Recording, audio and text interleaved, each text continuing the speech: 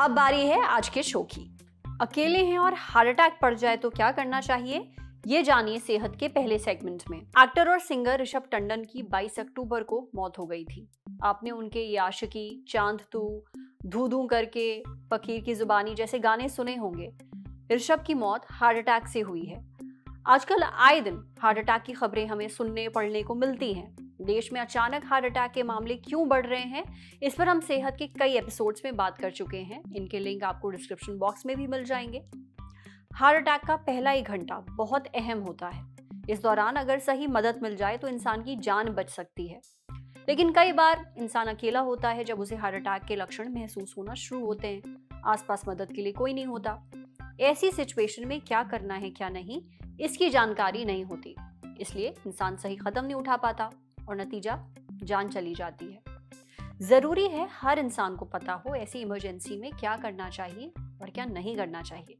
आज सेहत के इस एपिसोड में हम डॉक्टर से जानेंगे, अगर एक इंसान अकेला है और हार्ट अटैक के लक्षण उसे महसूस हो तो क्या करना चाहिए, हार्ट अटैक के लक्षण क्या हैं, और ये भी समझेंगे कि हार्ट अटैक के पहले संकेत और हार्ट अटैक आने के बीच कितना वक्त होता है, कितना टाइम होता है। सुनिए।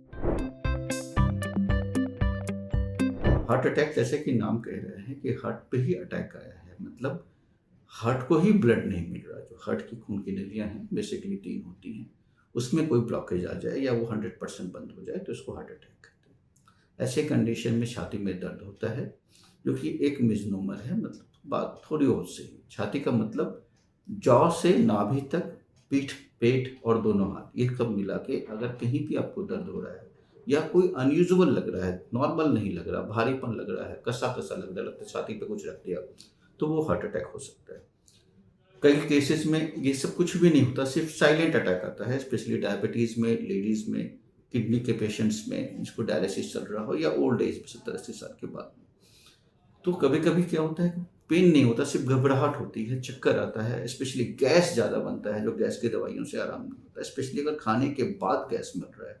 जितना आप खाते थे उतना नहीं खा पा रहे, जितना आप चलते थे उतना नहीं चल पा रहे, जितनी सीढ़ियाँ आप पहले चढ़ते थे उतना नहीं चढ़ पा रहे। अगर ये सब है तो ये हार्ट के लक्षण हो सकते हैं।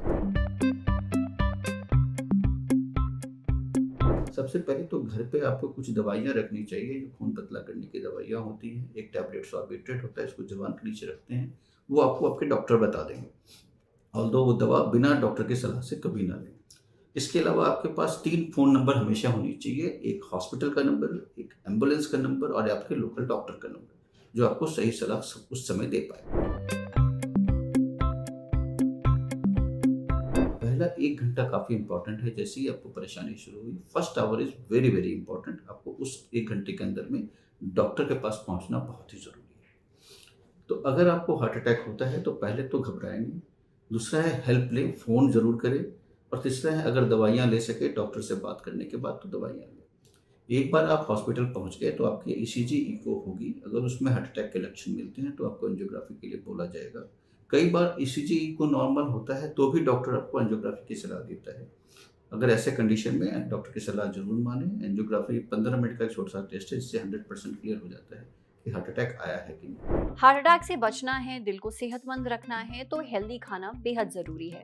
Junk food, high fat food, ये सब खाने से बचें। शराब सिगरेट से परहेज करें और सबसे जरूरी बात, रोज कम से कम 45 मिनट एक्सरसाइज करें।